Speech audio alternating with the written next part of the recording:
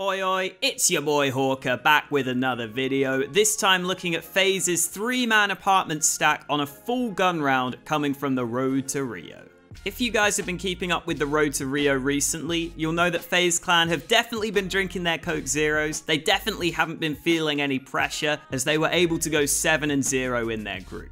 This is actually a round that caught my eye while I was casting FaZe in their game against Contact, so without further ado, let's jump right on in.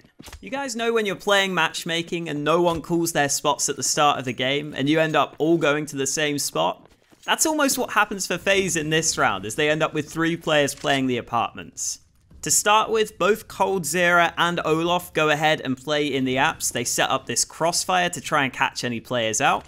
Most pro teams won't fight too hard for the apartments in the majority of rounds because it's fairly easy to get spammed through these thin walls or just to get naded or mollied out of position. But every now and then it's a good idea to throw in a mix-up like this to fight for the apartments to try and catch your opponents out, and that's what FaZe elect to do in this round.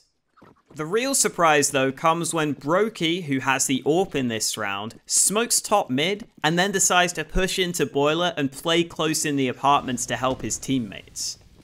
This is a setup you don't traditionally see too often because you have no instant sight on top mid and it's very difficult to stop the opponents from taking A long control, and from that point they have a bunch of options to either wrap onto the B site or flank onto A. But there are definitely some benefits to this setup which I'll run through, and it's also very likely that if a team pushes A long, they're at least going to use some nades, and so you're going to have the information and you're going to have an idea of it. And that's exactly what ends up happening in this very round. Brokey hears the nades that Contact used to try and take top mid control, and that allows him to push down Boiler, take this tight angle, and land a nice shot before falling back into the apartments. While this is happening, Olof realizes that FaZe probably don't want to be fighting for site control solely from the apartments, so as soon as he hears Brokey's shot, he tries to fall back to the bomb site. Unfortunately for him though, Contact have already pushed up through short, so even though he tries to buy himself a bit of space with this flashbang, he ends up taking a ton of damage and then ends up losing this fight.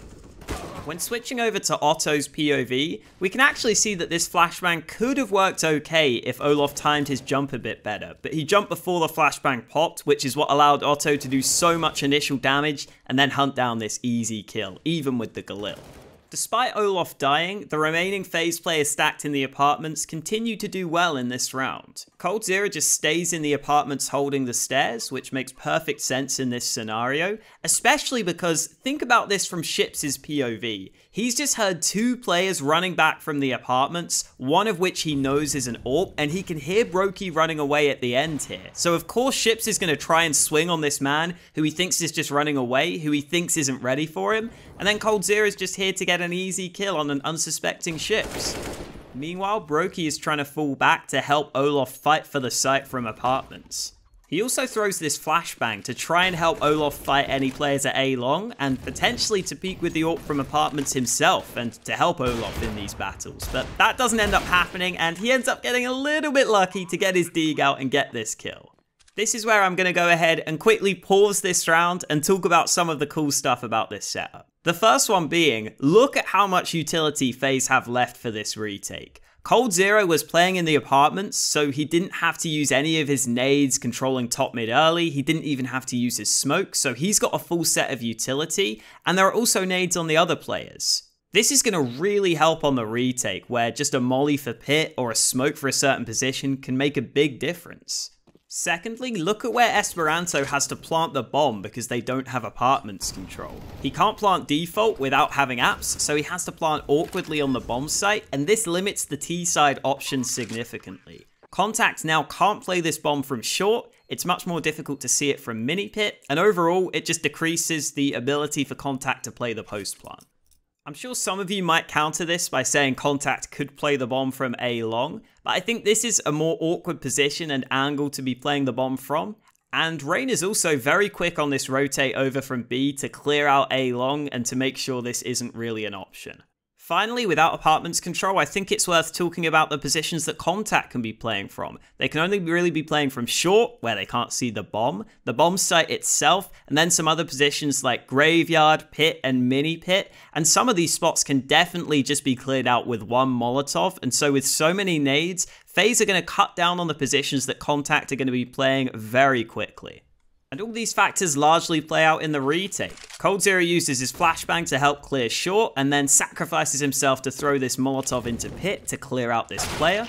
This eventually leads to Rain getting an easy kill on Letney.